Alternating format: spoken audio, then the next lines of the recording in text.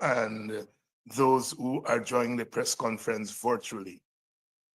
WPA continues to believe that everything must be done by GCOM and the relevant stakeholders, including the political parties, to ensure that the imminent national and regional elections are free and fair and free from fear. No stone must be left unturned, and all aspects of the electoral machinery and process must be addressed with the seriousness they deserve. Because our elections determine who governs in a winner-take-all system, which confers on the winner almost absolute power and relegates the loser to a state of powerlessness, GCOM must treat all concerns with the utmost urgency and meticulousness they deserve. It is against that background that WPA welcomes in principle the feasibility study being currently considered by GCOM. Having said that, we have some concerns.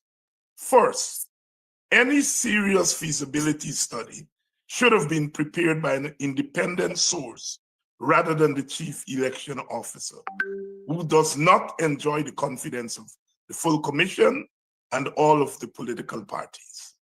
Second, the report of the study emphasizes more why the necessary reforms, especially as they relate to biometrics, should not be adopted.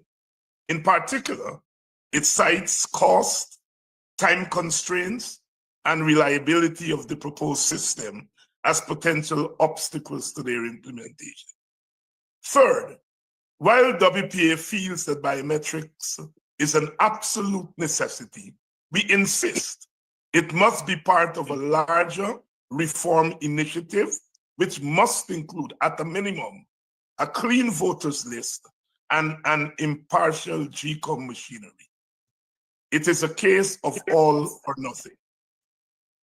WPA feels that there is still enough time to put the reforms in place before the next election. Time constraints should not be used as an obstacle to free and fair elections.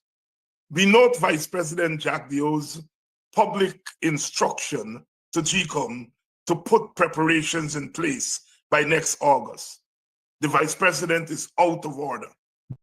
He is implicitly instructing GCOM to stick to his agenda rather than to ensure a credible and efficient machinery and process that can pass the test of a free and fair election. WPA will resist this bullying of GCOM.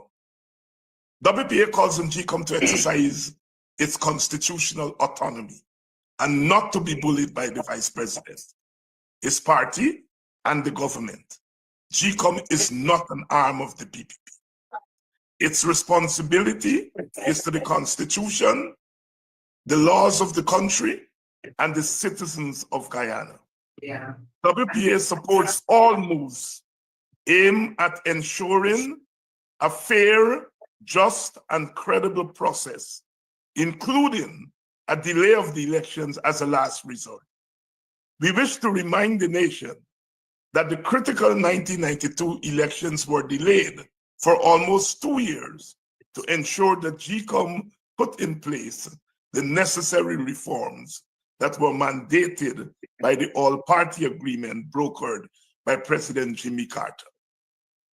For the WPA, the issue of prohibitive cost is hardly a constraint. While we do not promote wastage and binge spending, we feel that Guyana can afford the cost cited in the study.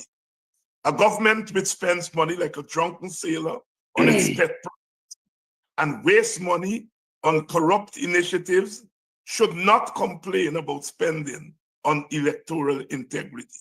Further, a government that is prepared to spend tens of millions on political witch hunting of GCOM personnel, but is not prepared to spend on electoral integrity, is at best hypocritical. GCOM must look for the best deal, but it must ensure that there is biometrics. We have already addressed the effectiveness of the technology against factors such as power failure. So we will not expand on that here today. WPA, however, feels that WPA, however, fears that GCOM is aiming to use the PPP majority to sign off against biometrics. This would be a grave error that could have far-reaching consequences. We therefore call on the Madam Chair to show impartial leadership by disentangling herself from the PPP chokehold and uphold the integrity of our office. In a partisan commission, the role of the chairperson is critical to its impartial and democratic functioning. WPA feels that Ms. Claudette Singh has failed GCOM, the Constitution, and the country in this regard. However, there is still time for her to correct the situation. Potential tampering with the list. WPA is alarmed that reports emanating from GCOM that there has been potential tampering with the voters list. We are reliably informed that the customary practice of updating the list every 6 months has been changed to monthly updates without the knowledge of the commissioners. These frequent updates increase the potential for undetected tampering. The WPA asks 2 questions which we call on GCOM to address. First, why the change to monthly or more frequent updates? Second, why were the commissioners not informed of the change? We await GCOM's response. Cash transfers. WPA is shocked at the government's intention to use the voters list as the instrument to effect the distribution of the proposed 100,000 cash handout. This is a most worrying development. The current voters list is bloated and flawed. It opens the door for electoral manipulation and fraud. To use such a list to distribute monies is equally fraught with danger and possibilities for corruption. This is unacceptable. Further, with the list now officially in the hands of the governing party, which is one of the electoral contestants, there is now no daylight between GCOM and the PPP. In our toxic political environment, this represents the opening of a new front for controversy. WPA notes the government announcement that it will go to the National Assembly for a supplementary withdrawal to cover the proposed 100,000 cash handout. $100,000 cash handout. This is a move in the right direction, as it allows members the opportunity to question and debate the appropriation of the funds. However, this exercise is not a substitute for legislative cover. WPA is adamant that given the amount of money that the government has spent on cash handouts to selective constituencies and the charges of corruption and political gimmickry which have ensued, there is need for necessary legislation. We insist that statutory cover would protect against corruption, improve accountability, and more importantly, integrate the cash transfers as part of a structured government intervention. Towards this end, the WPA is exploring moving to the courts for a review, a judicial review of this matter. We, however, wish to make it absolutely clear that this legal exploration and our other concerns are not intended to stand in the way of the distribution of the handout. In fact, WPA calls on the government to set a clear timeline for the distribution of the funds. We suggest a 3-month timeline beginning today, which would see the disbursement of the funds by Republic Day 2025. The sugar crisis.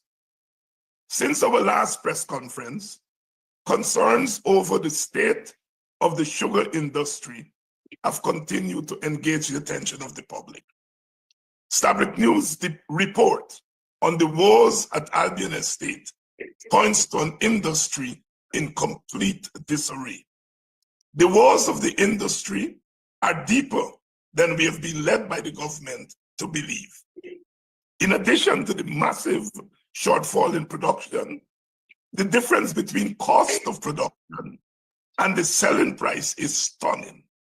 Producing sugar at $1.31 US dollars or $1.31 US dollars per pound and selling at 35 cents per pound is madness.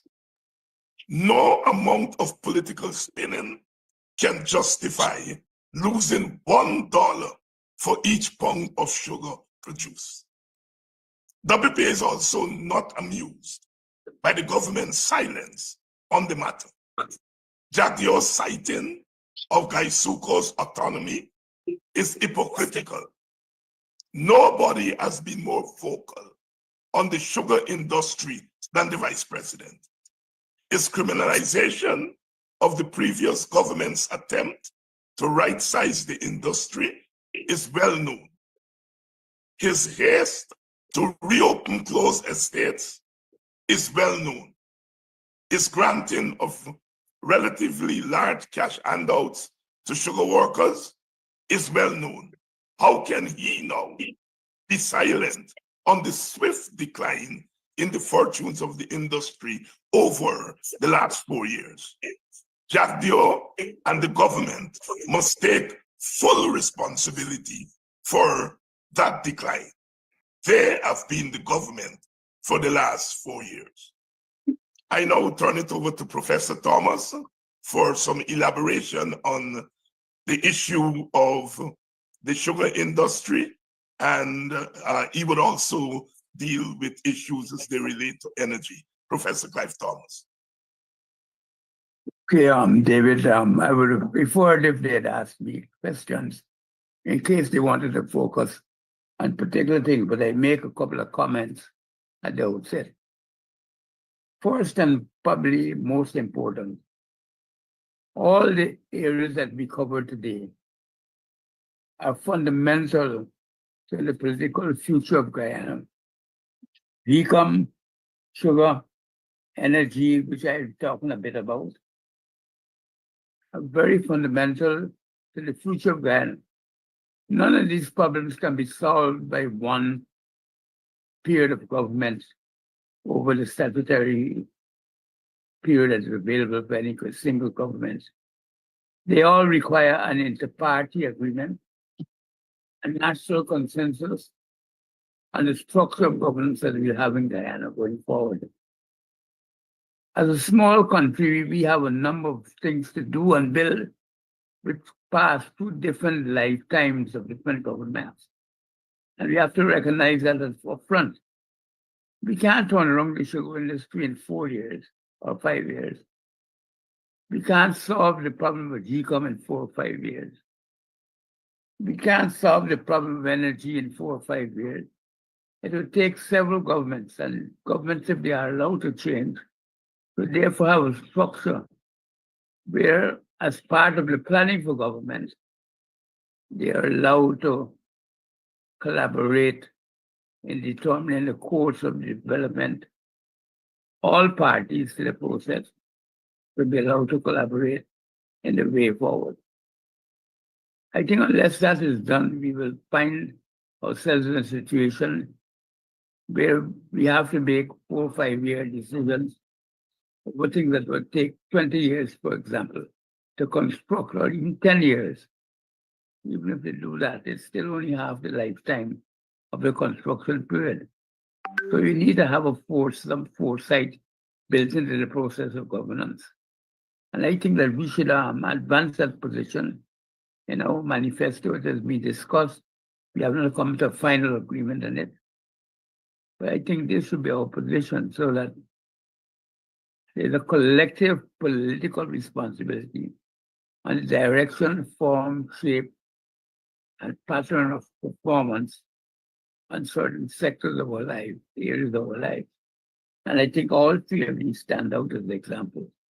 I don't think the sugar industry can go forward without another sugar commission to set the standard where all parties agree the direction which it will go. The same thing can be said for energy. We have these stopgap measures on energy. We have billions of dollars spent. I think you're getting generators from Honduras. They haven't even been installed years after. We spend money and waste money hopelessly in these attempts to find short-term fixes to what is a secular or long-term problem. And we have to get out of that cycle. And we can't get out of it if it's driven only by politics.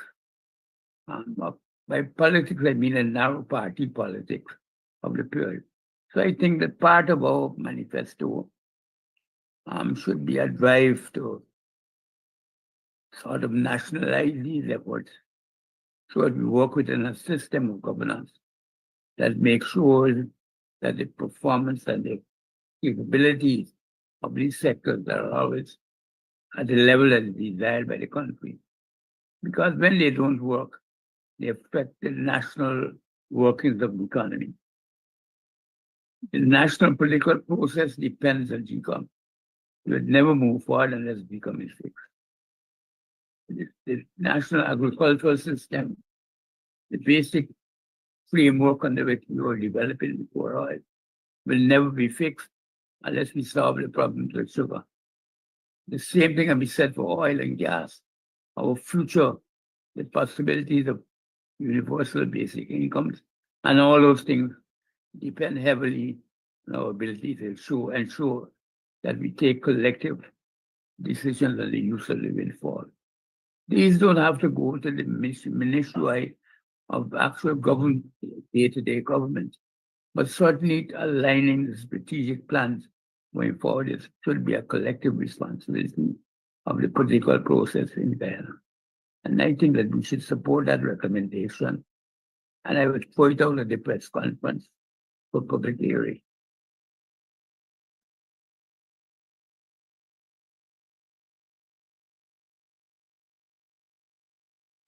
I don't know if any other further details you want me to add.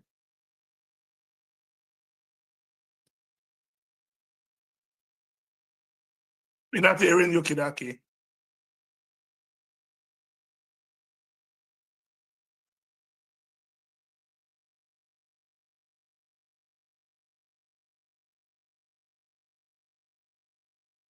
Hi, good morning. Svetlana Marshall from News Source. Can you hear me clearly? Yes, I can hear you. Yes, we can. Yes. Dr. Hines, you spoke about the need for not only biometrics, but also a clean voters list. If the list is clean, if there's a fresh list generated, maybe by the creation or the move of a new legislation, is it absolutely necessary that you have the two? I know the opposition would have been calling for several years now for a clean voters list. So if the parliament moves to have that done, is it absolutely necessary? And if so, why to have biometrics in place before the next elections? Thanks for the question, Svetlana, and it's quite an instructive question because our call for biometric, as you have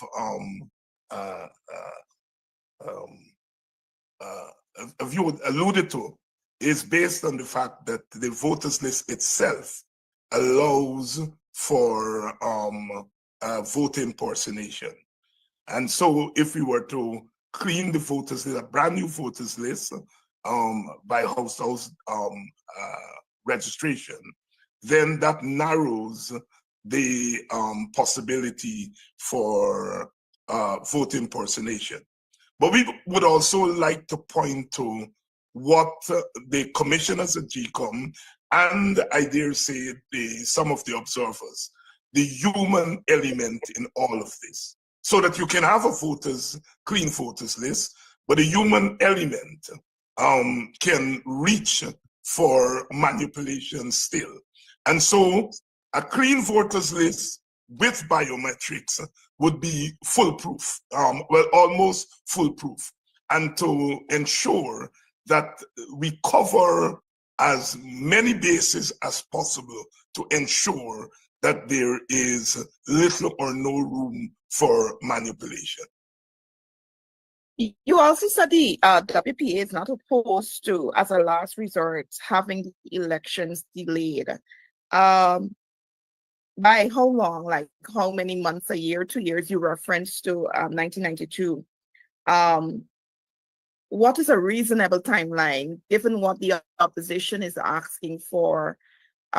Clean voters list, GCOM to be a professional organization, suggesting that it's has a lot of work to do on that part, and biometrics. Given all of those demands, what is a reasonable timeline you would see for there to be national and regional elections?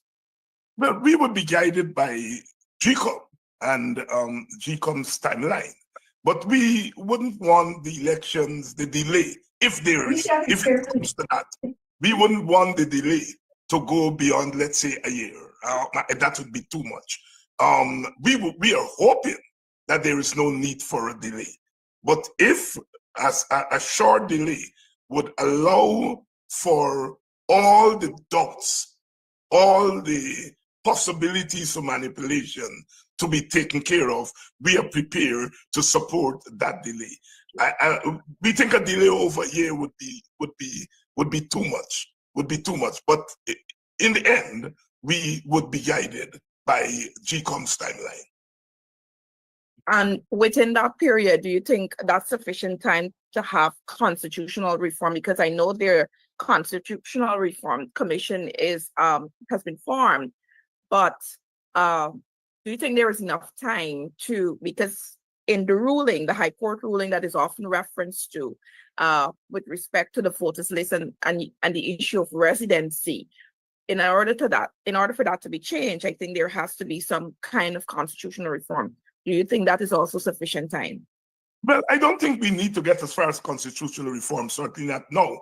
What the National Assembly needs to do is to pass statutory laws to ensure that we are able to extract those who are overseas, dead overseas, and all of that kind of stuff from the voters list. That is, to have a voters list that does not violate the representation of the people act and the constitution that says, and the court ruling that says we cannot remove people's name from the National Register's list.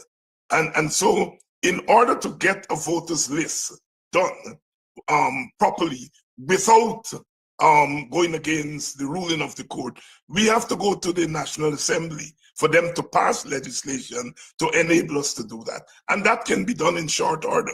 I think that can be done, we think that can be done before the next election. All it takes is for the Attorney General to take a bill before the Parliament, and the opposition, the parliamentary opposition, have already said that they are prepared to support such legislation to ensure that there is a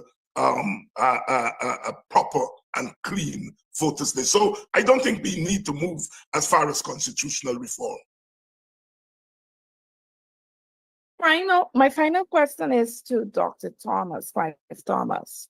Yeah. So I know the Commission of Inquiry had recommended that privatization in part of the sugar industry. Do you think that given the challenges the industry is facing now, a significant drop in production, the inability to generate profit as they should, that government should act on those recommendations to have the industry in part privatize and address the issue of divestment and so forth? Well, privatization is really an invitation to investors to invest. And it depends on the response you get. It's not a predetermined thing. We didn't get a large number of investors seeking to invest in cane, but we had a few investors who were particularly important in trying to diversify the assets we had to produce other things, not cane necessarily. Fish farming, for example, we had a number of firms from Florida, consultants from Florida, who came to advise us on that. We had people in tourism who were advising us on the conversion of the industry into some element of agricultural tourism, aspects of it, using their estate as showpieces and offering opportunities for rental of lands and houses available in their state for people who either would want to go camping or rent a property as it is. So there are a number of things that are involved here. But the commission of inquiry that I attended when the PNC government, APNU government came into power, did go into all the aspects of the industry and wrote a very large and important report. And we were trying to use that as a basis when I was chairman for the diversification of the industry. But that takes time and we weren't able to complete the task by any means. That is why I was recommending that some things that we have to necessarily do in Ghana require a multi-party agreement. Because if the government that fails to do a task that might take or should take 20 years to do, if it doesn't do it in 5, it will be criticized, and probably rightly so. And so no government wants to be able to leave their period of office not fulfilling these tasks. But they get criticized now for leaving barges and production of energy, mills lying on the ground and nobody using them, not even being able sometimes to fulfill the delivery of the items that they bought overseas, which looks extraordinarily scandalous.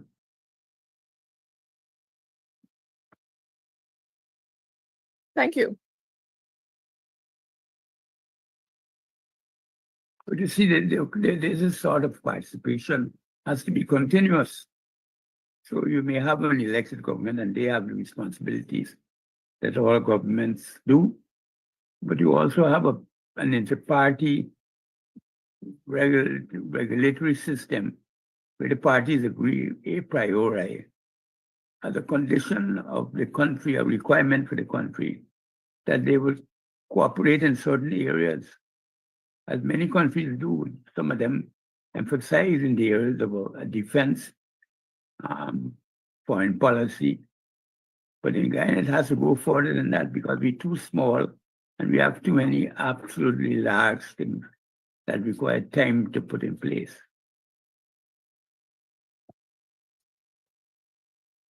One thing governments don't have a lot of is time. Certainly not guaranteed time.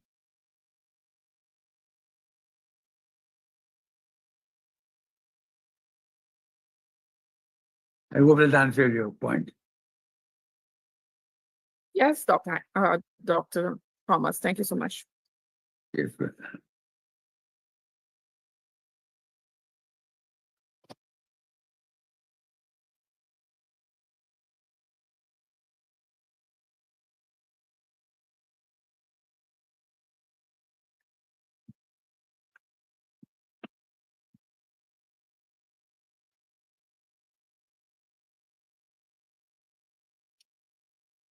Hello, good morning, gentlemen.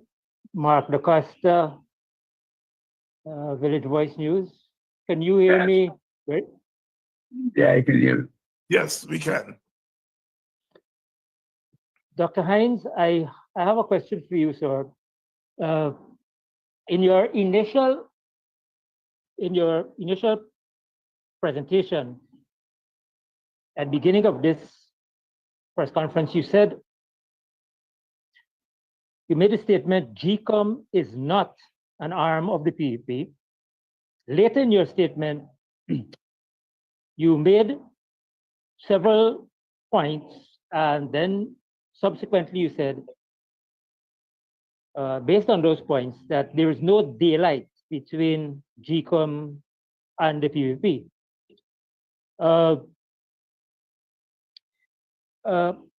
I'm thinking that probably in the first instance, when you said the GCOM is not an arm of the PUP, that may be interpreted generally as you making the point that legislatively and so forth, GCOM is autonomous and not connected with the ruling or any other party. And the second point, when you said there is no daylight between there is now no daylight between GCOM and the PUP, you would have been making a reference to a practical situation that now exists. Would you clarify whether that interpretation is correct? And secondly, if that interpretation is correct, then in what way would the PUP have overstepped the legislative and other regulatory bounds so that GCOM is now effectively, there's no daylight between the two, in your words, sir?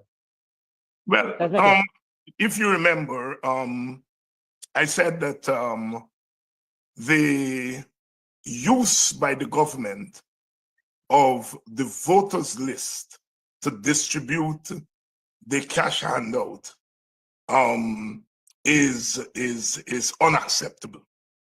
The government, the ruling party via the government, is now in possession, officially in possession of the voters list. Our party is not in possession of the voters list. The PNC, APNU, AFC, they're not officially in possession of the voters list. One party is in possession of the voters list, and God knows what they will do with that voters list. And so it is against that background that we said there's no daylight between the GCOM and the PPP.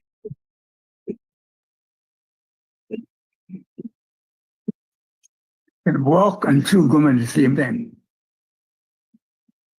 That's right. Does that answer your question, Mark?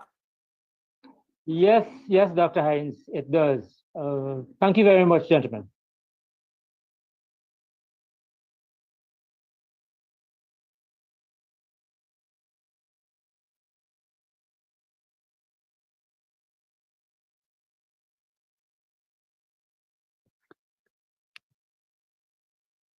We're not hearing you, Kidaki.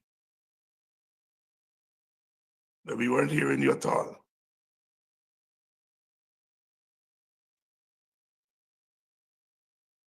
Just one follow, so one other question, Kadaki, if you may allow me to do so. I know last week you mentioned, Dr. Hines, you spoke about the need for coalition to be in place, a joint opposition to be in place. I heard the leader of the PNC said that the AFC leader, he would be meeting with the AFC leader soon. Could you say if another meeting is planned with you and AFC or APNU to really discuss a possible coalition as was done in 2015? No, we have not been asked to have any official meeting with either the PNC or /APNU or the AFC. As I pointed out last week, we are in constant communication with the leader of the PNC. And so therefore, we would have from time to time talked about the possibility of the WPA getting back into the APNU. But there has not been any kind of formal meeting between the two sides. However, this past week, the joint opposition parties, meaning the leader of the PNC, APNU, the leader of the AFC, and myself as co-leader of the WPA, we had a meeting with the GCOM commissioners who were nominated by the opposition as they briefed us on developments at GCOM. Subsequent to that meeting, we collaborated, the three parties, in putting out a joint statement on the state of affairs at GCOM. And you will notice that joint statement went out as the joint opposition parties. We have agreed that we will meet as often as we can to monitoring what is happening at GCOM. So that's a new development, that the three parties are cooperating in ensuring that we have the electoral reforms that we have been clamoring for. But beyond that, there has been no meeting, no proposed meeting between the WPA and the other two parties. We, however, welcome the development of the meeting between Mr. Hughes and Mr. Norton. We think that that is a way forward as far as putting together a coalition, potentially putting together a coalition before the next election. From our observances, we feel that the support base of the opposition are clamoring for a coalition of the three parties. So the announcement of that meeting, I think, will go a long way towards easing some of the fears that there may not be an all-party, all-opposition coalition going into the elections. WPA welcomes that development for what it's worth. Dr. Hines, oftentimes when we hear about the opposition, references made to the PNC, AFC, WPA. What about the other parties that managed to amass enough votes to secure at least one seat, secure a seat in the National Assembly during the last elections? Do you think greater emphasis should be made to consult those parties to see if they're willing to join in on a coalition? Yes, I think that would be desirable. I know Anoga says they have no interest in joining an all opposition. They're very clear about that. Some of the other parties I don't think exist. Anog, we know, is active of the other so-called new parties, and they've made it very clear that that they are not interested in entering a coalition with either the APNU, AFC, WPA, or the PPP. But we would not stand in the way of consulting other parties who may be interested in joining an all-opposition coalition.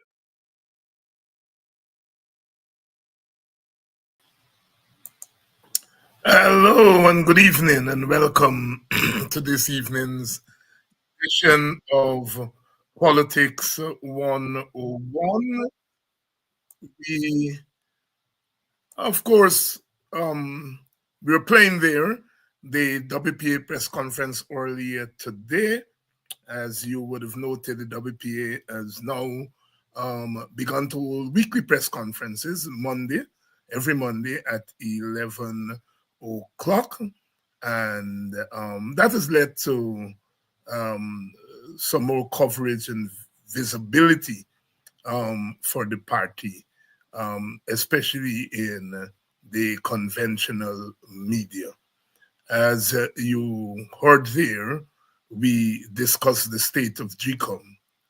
And I think we are getting to the point where we have to lay down the marker.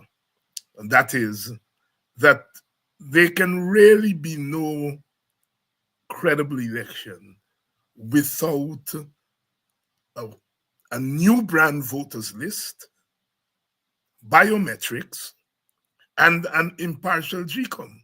And I think we must not budge on those three things. Now, we're not ready to say if we don't get those things, we're not going into an election. We are positive that we will have to get those things. Because if we go into an election, and at the end of the election, one or the other party, major party or major group, does not accept the results, we're playing with trouble. We are playing with trouble. So if you force the opposition to go into an election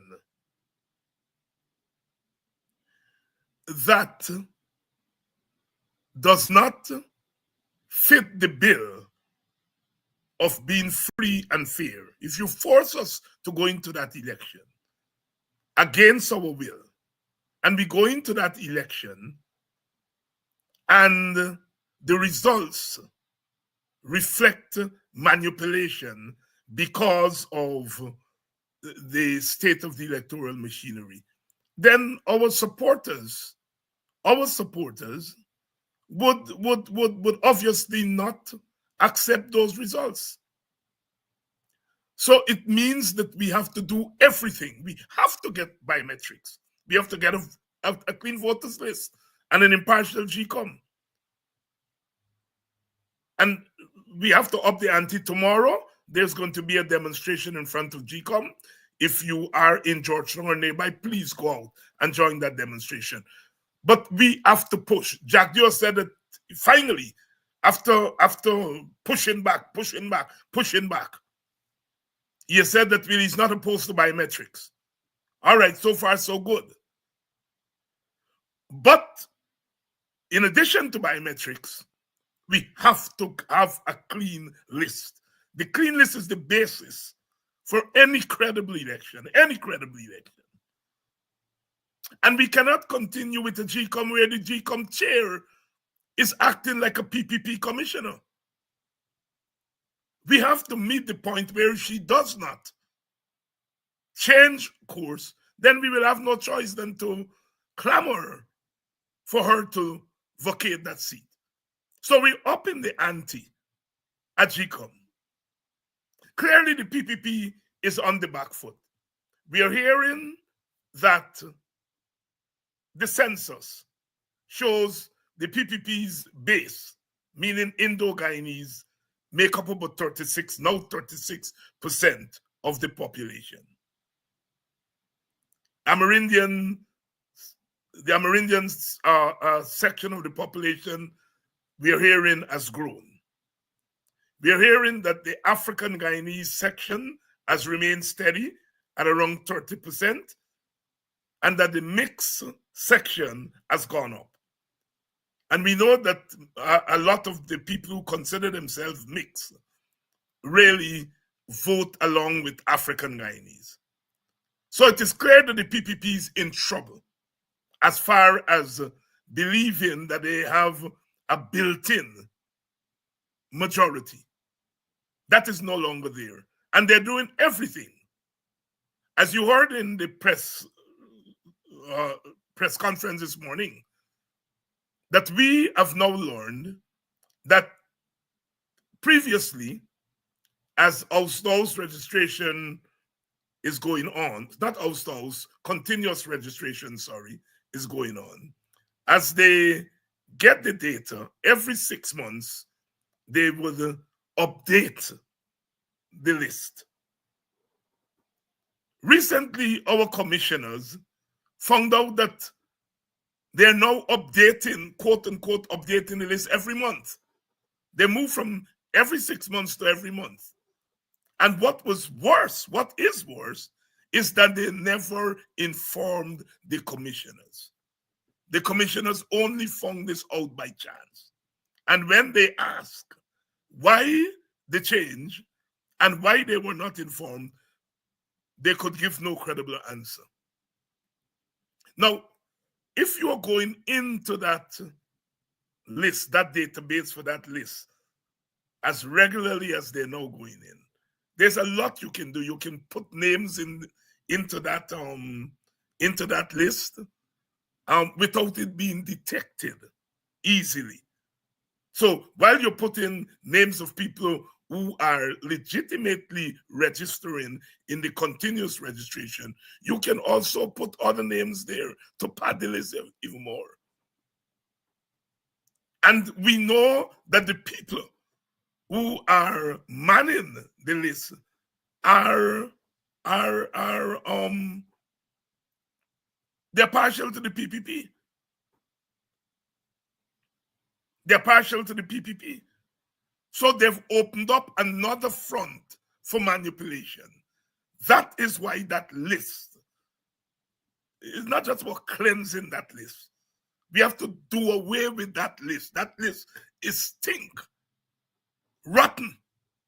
And we have to have a brand new list through house-to-house registration.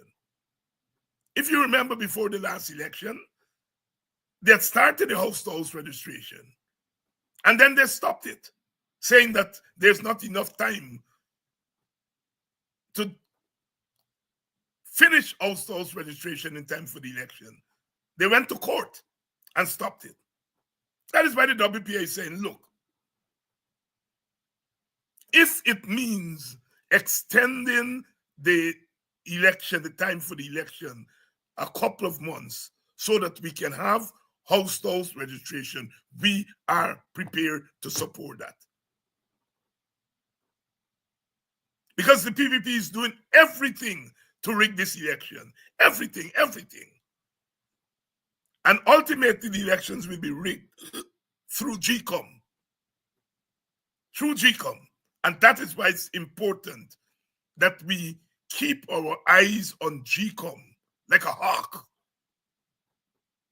And we have to make it very clear. We are not begging for a new voters list. We are not begging for biometrics. We are demanding them. And we are saying that there'll be consequences for the election if we do not get the kind of guarantee that the elections will be free and fair. We have to make that very clear. And so the Working People's Alliance joins with the other political parties in the opposition in saying that as we prepare for elections and as we prepare to win those elections, we are equally prepared to ensure that the playing field is level so that we are competing, not at a disadvantage, but we are competing on a level playing field. So we're upping the ante. And we are saying this is no longer a matter of if or but. It's a matter that we have to have it. We have to have those things for elections. The other thing you heard there is that the government has asked for the voters list to use it to distribute handouts. No, we are hearing that the voters list, well, not hearing, we know that the present voters list is over 700,000. So, if that list is flawed, if that list is bloated, as the PPP itself admits, then how are you going to use a flawed and bloated list to distribute this cash handout? It means, therefore, that just as how you use the extra people on the voters list to engage in fraud at the elections, then you'll be using it to engage in corruption in the distribution. Now, the extra names on the list are mostly people who live overseas. Some of them have died overseas, and there's no record to show that they've died. Now, if you're using that list of 700,000, and the actual adult population in Guyana is 400,000, 500,000, then you have over 200,000 extra people named on the list. That's potentially $200,000, $100,000 that is going to go in somebody's pocket. we are reliably informed that they can get a proper distribution list from other institutions of government. Why go to the voters list? The voters list is for elections. The voters list is not for distribution of money. Why are you mixing elections with the distribution of this money? When the WPA said 3 weeks ago that this cash handout is for voters, it is that we had in mind, that they were going to use this cash handout as part of the voter manipulation. Now they're in possession of the voters list. They alone. God knows when they go through that list, they will be able to have a sense of the list that the other parties don't necessarily have. So they are doing everything. So you all are seeing that this cash handout is not for real. The cash handout is a means towards the end of rigging the election. It's coming out every day. That is why the WPA said, look, as flawed as that cash handout is, you have announced it, get going with it. And we are saying you must give us a timeline. And WPA suggested a 3-month timeline. So that by Republic Day next year, people must get the money. Because they're not interested in giving the citizens the money to help with their well-being. Because if they were, they would say, okay, we'll try to get the money in time for Christmas so that you all can have a couple more dollars to go and, do your Christmas shopping. No, they're not interested in that. If they can prolong the distribution of this thing to nearer election day, I am sure that they would do it. WPA says, give us a timeline. 3 months is enough time, and begin to distribute the people's money that you promised. We are also saying, and we said that at the press conference this morning, we're also saying that those young people below 18 who have families, those young people should get this $100,000. They are perhaps the most vulnerable section of our population. These are young people. They may have made mistakes. Teenage pregnancy is not something people go looking for. It may be part of, cultural customs that, people have children younger, whatever it is. It is the responsibility of the state to protect and look after the welfare of those young people. And you cannot say that you are distributing oil money to help people and you are leaving out a large section of the population, a large and most vulnerable section. And so WPA is saying,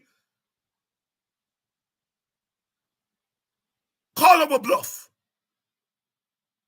You are saying that you are interested in helping people. Well, call our bluff and include those young people below age 18, especially those who have children and who have family of their own. It is criminal that the most vulnerable section is being left out. WPA has no problems with overseas Guyanese. We don't. But if we have a choice between giving that $100,000 to overseas Guyanese or giving them to young people, young parents below the age of 18, we will give it to those young parents below the age of 18. In any case, the Guyanese overseas, the majority of them is not going to come home. Some of them will come home, those who the PPP are bringing home, and to use the collection of that cash handout as a means of getting their ID cards so that they can use it on election day for vote impersonation. But the vast majority of Guyanese overseas is not going to be home. Where is that money going?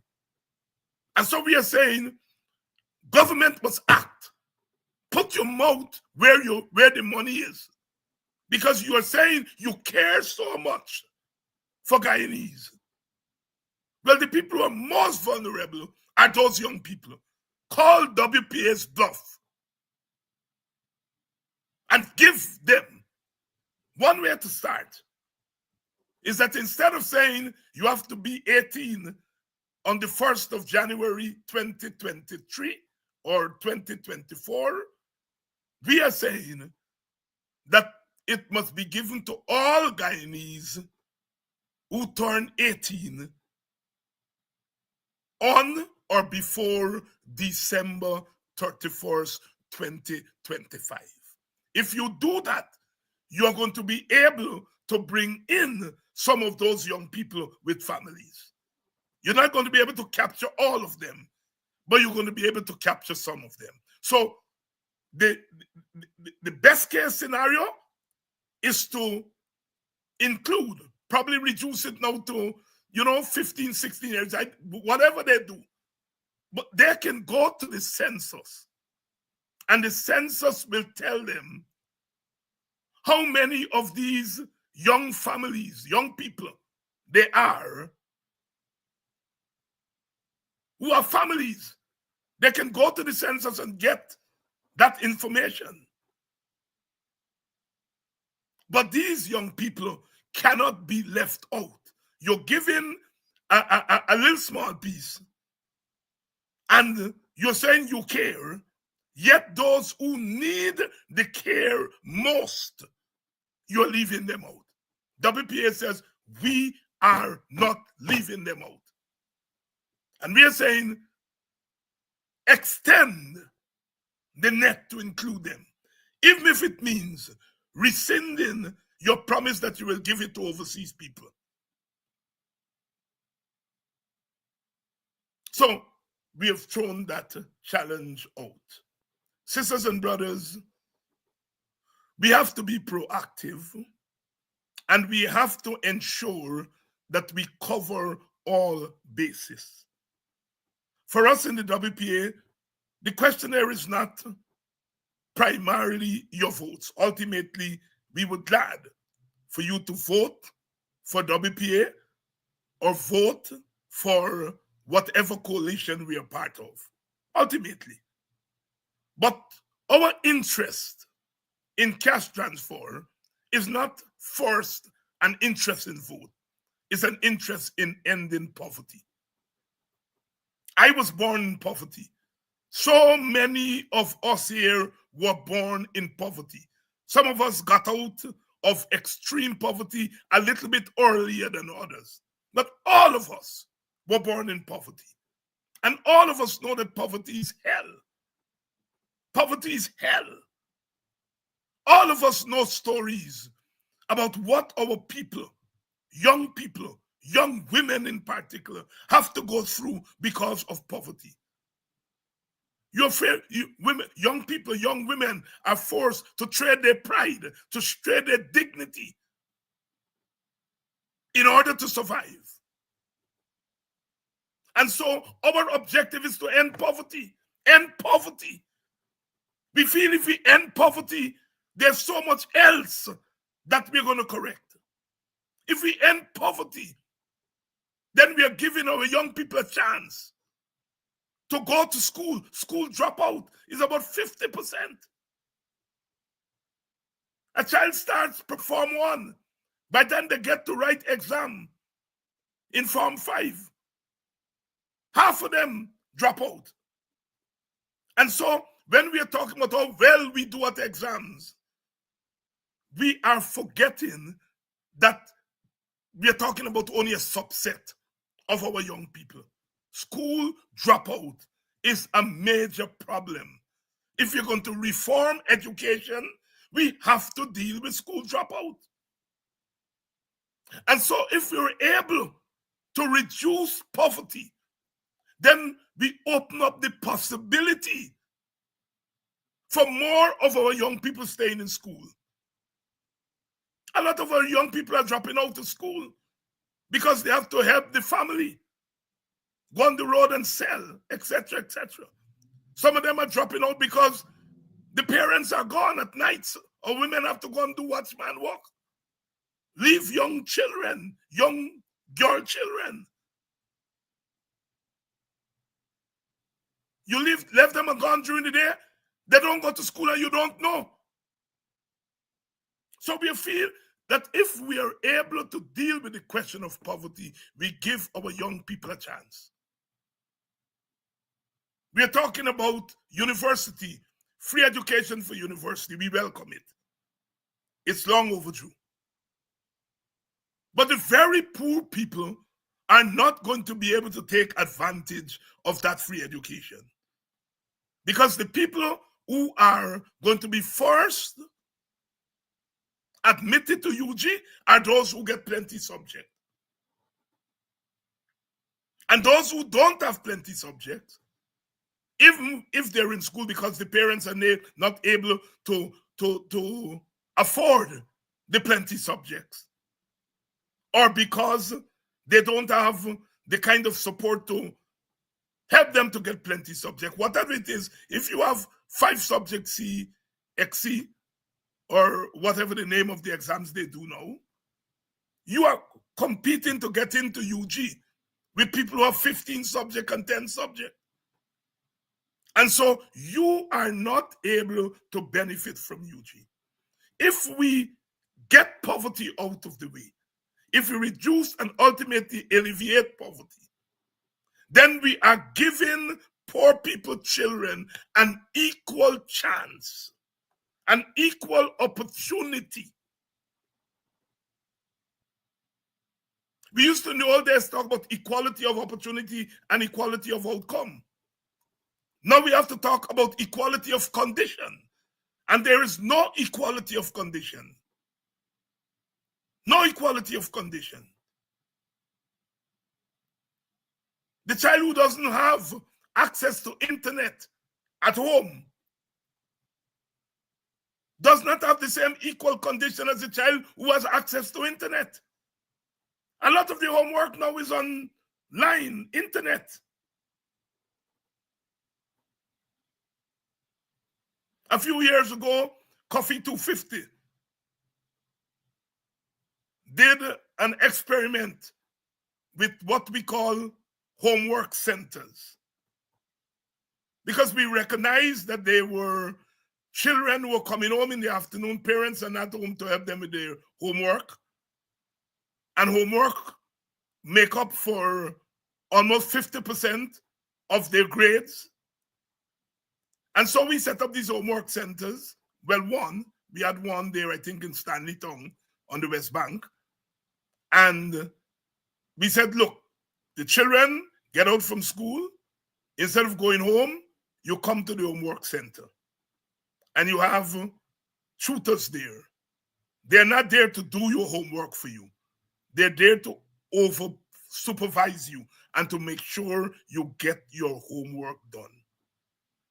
And we got reports from teachers on the West Bank that they saw a marked improvement in the performance of those children that took advantage of that homework center.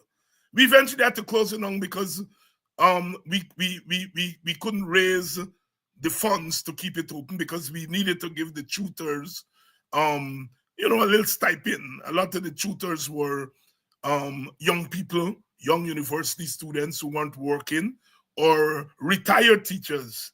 And so we would give them a stipend. And it went on for almost 2 years, but we couldn't sustain it. And we are saying, if we can do homework centers throughout the country, that's another way of reducing school dropout and helping with performance in school. So poverty, getting rid of poverty is vital. WPA will be running on that. We can promise all other things. And there are other areas of our economy or political economy that are important.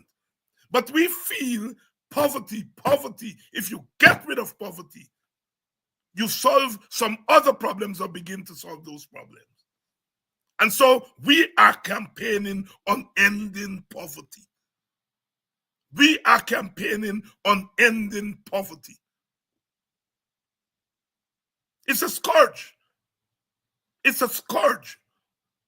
And often what happens is those who are victims of poverty, we end up blaming them. I saw some PPP supporters shamelessly saying that people who are impoverished do it on themselves. They're lazy, they're stupid, they're this, they're that.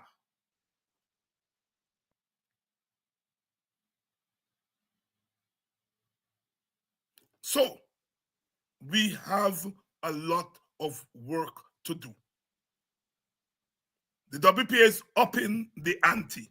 Somebody called me this weekend to tell me that some overseas people are in Guyana and they're doing polls. Apparently, a lot of these things are occurring. And somebody associated with one of the polls called me to say that the WPA polled this past month at 6.7%. And that 51% of the population recognize the name WPA, 49% doesn't recognize the name WPA. So with a 51% name recognition, according to that poll, they're saying that we are somewhere about 6 to 7%. Polls are what they are, and one doesn't put store on them. But when they first began to poll WPA about 2 months ago, we came in at 1%. And they're saying now that we are close to 6% or 7%.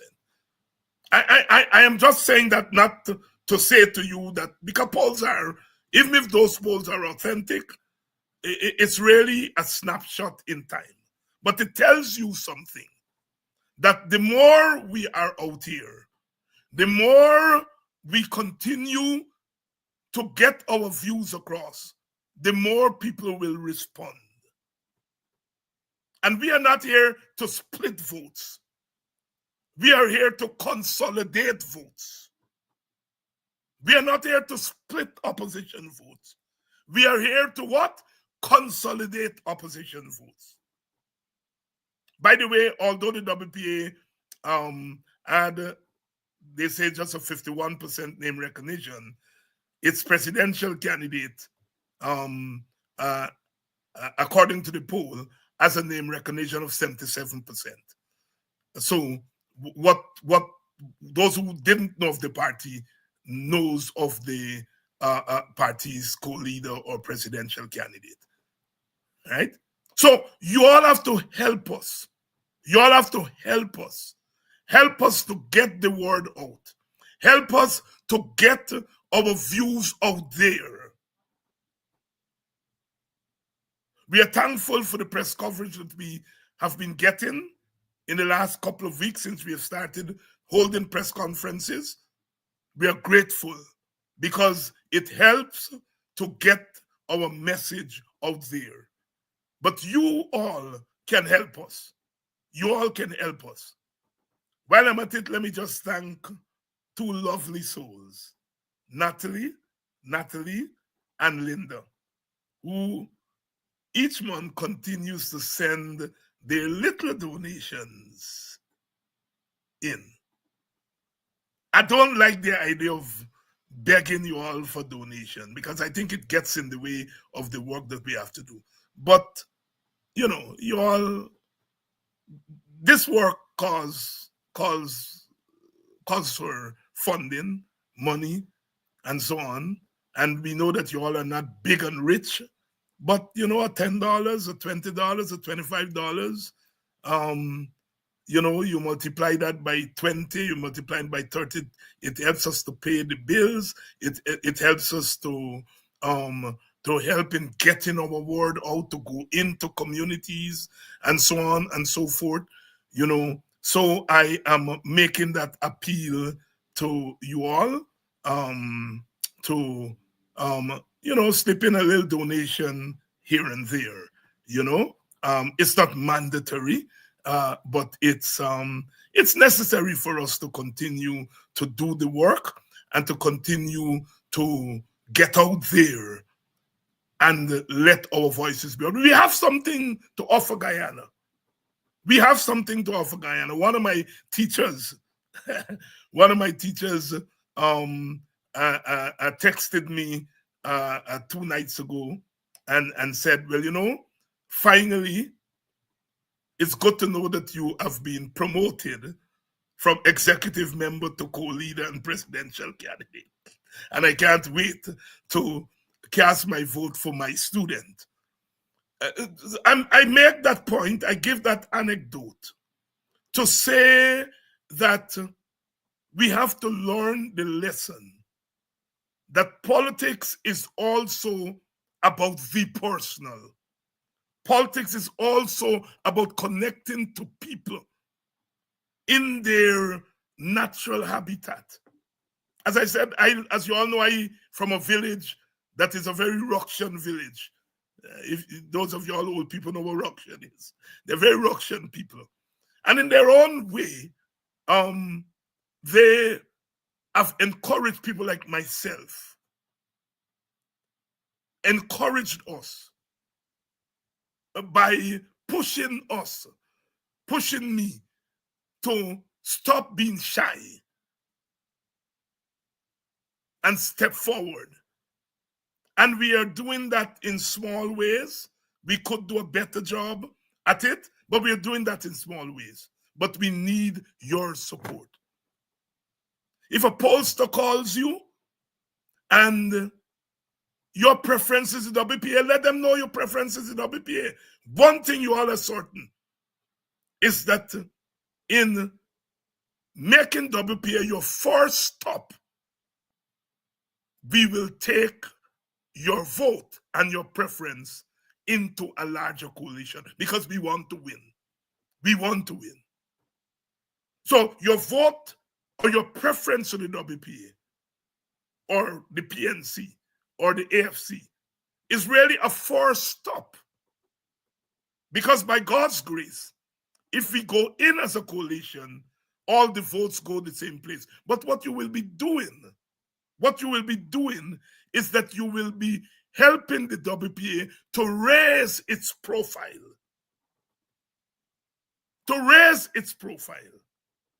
And that is extremely important. We are not about the business of splitting votes. Let me make that absolutely clear.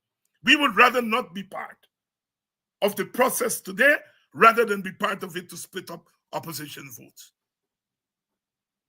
But we also want to be able to identify our supporters, whether it's 5%, 6%, 7%, whatever it is. We want to identify our supporters and to use our supporters, to use that support in order to give us a louder voice. So I want to thank those of you who have expressed support for us, who have expressed confidence in us, and we are saying that we want to use that support and that confidence to make Guyana a better place, to make Guyana a better place, to make poor people, to take them out of poverty, and to unlock their energies so they can do more for themselves. And in doing more for themselves, to do more for their communities, to give themselves a chance and to give their children chances that they never had. That is the objective of the Working People's Alliance. So please continue to support us. Please continue to push us. Please continue to give us the confidence that we need. Again, thank you, Linda, my countrywoman, and Auntie Natalie, who continue to send their monthly donations. That's two beautiful souls. I know we don't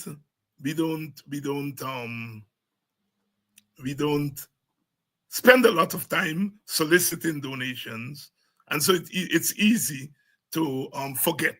But I'm reminding you all. You all know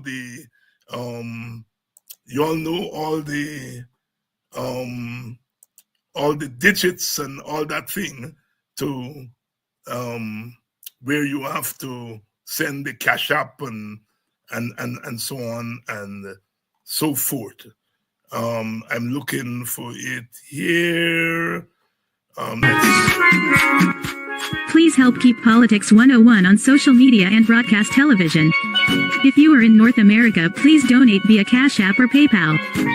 If you are in Guyana and the Caribbean and don't have access to Cash App and PayPal, email your pledge to dhines6106@aol.com and we will direct you how to get your donation to us. Thank you in advance for your donation.